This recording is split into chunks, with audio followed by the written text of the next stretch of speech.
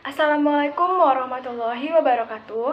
Kami dari kelompok 15 akan mempresentasikan hasil kerja kami mengenai review jurnal internasional yang berjudul Memodelkan Transisi Menuju Ekonomi Hijau Afrika Selatan. Sebelumnya, perkenalkan nama saya Desta Rosa Mulia dengan NPM terakhir 147 dan rekan-rekan saya Faik A2 dengan NPM terakhir 001, Putu Casari dengan NPM terakhir 159, Nipu Turisa dengan NPM terakhir 161, dan Melsi Leviana dengan NPM terakhir 163. Materi pertama akan disampaikan oleh Faik. Yang pertama itu adalah latar belakang. Ekonomi hijau adalah suatu gagasan ekonomi yang bertujuan untuk meningkatkan kesejahteraan dan kesetaraan sosial masyarakat, sekaligus mengurangi risiko kerusakan lingkungan secara signifikan.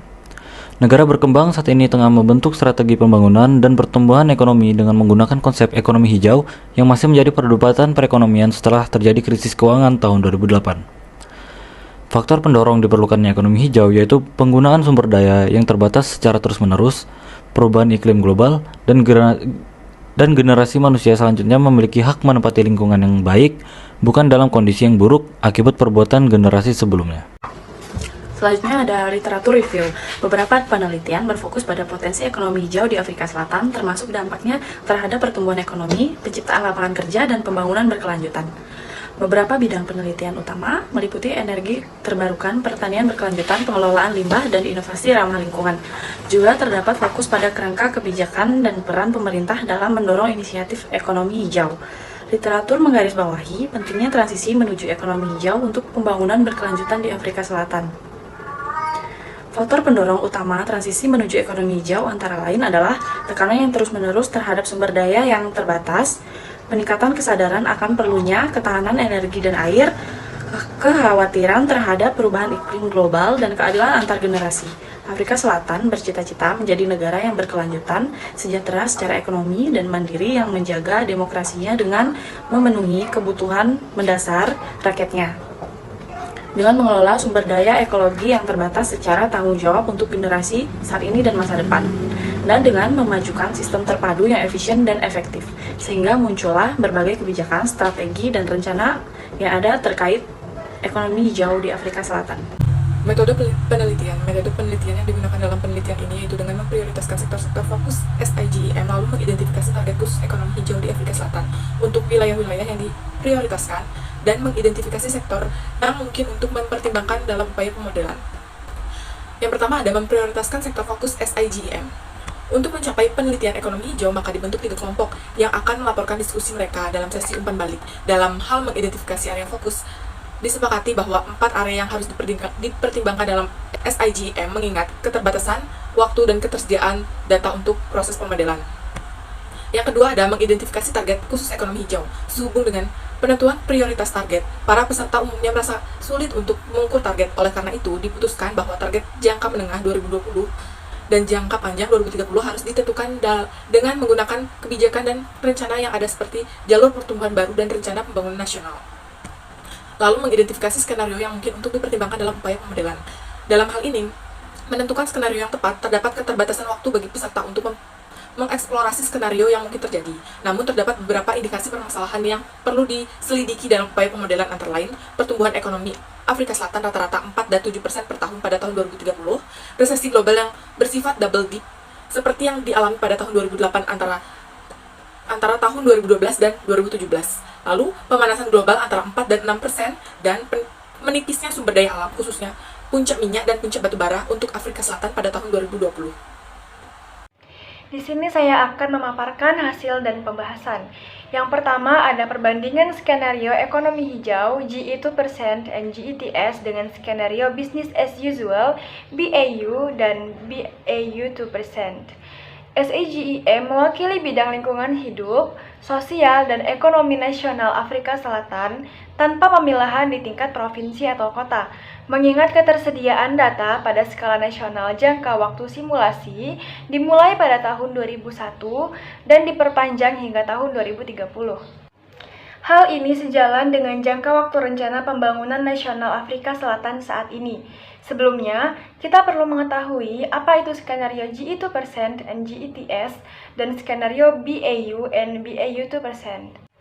Ada 3 skenario dasar. Yang pertama itu skenario dasar BAU and BAU 2%, membahas ekonomi atau kurang berinvestasi pada masalah lingkungan dan sosial.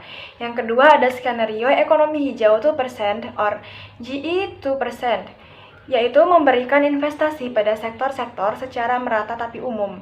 Dan yang terakhir ada skenario spesifik target ekonomi hijau atau GETS yang memberikan investasi secara spesifik. PDB real dalam skenario ekonomi hijau diproyeksikan mencapai 52,8 miliaran di GE 2% dan 2,9 miliaran di GETS. Hal ini melebihi proyeksi dalam skenario BAU yang diproyeksikan sebesar 2,8 miliaran. Alasan mengapa alokasi GE 2% dan GETS lebih tinggi dikarenakan sumber daya alam yang terkuras atau tercemar. Maka, dalam sistem GE dan GETS, investasi diproyeksikan lebih tinggi untuk menanggulangi masalah tersebut. SAGM berfokus pada sektor-sektor tertentu. Yang pertama, untuk sumber daya. Investasi rata-rata dari tahun 2012 hingga 2030 adalah 52 juta rand untuk skenario GETS dan 9,4 miliar untuk skenario GE 2%. Investasi tersebut diarahkan pada perluasan program bekerja untuk air, peningkatan jasa ekosistem perairan melalui pemusnahan spesies asing pendatang, karena spesies ini mengonsumsi lebih banyak air. Yang kedua ada transportasi atau pengangkutan. Investasi ramah lingkungan dialokasikan di bidang transportasi rata-rata sebesar 700 juta rand untuk skenario GETS dan 9,4 miliar untuk skenario GE 2%. Digunakan untuk meningkatkan efisiensi energi, mengingat permintaan akan energi akan terus bertambah. Pada sektor pertanian, investasi ramah lingkungan untuk sektor ini sebesar 20 juta rand dan 9,4 miliar rand. Masing-masing dalam skenario GETS dan GE 2% dialokasikan untuk investasi penggunaan pupuk organik dan pertanian ekologis yang diharapkan dapat meningkatkan hasil panen pada sektor ini. Untuk sektor energi, investasi ramah lingkungan di sektor ini mencapai 33,2 miliar rand dan 9,4 miliar rand pada skenario GETS dan GE 2%. Investasi ditujukan pada penyediaan energi dan pembangkit listrik.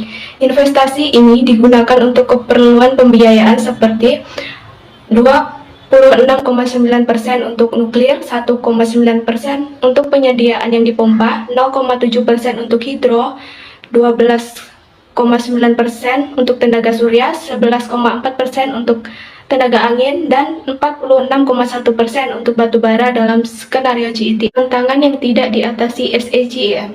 SAGM tidak membahas sumber pendanaan dalam jangka pendek. Dalam hal ini, pemerintah perlu pendanaan tersebut agar tercapainya ekonomi hijau di Afrika Selatan.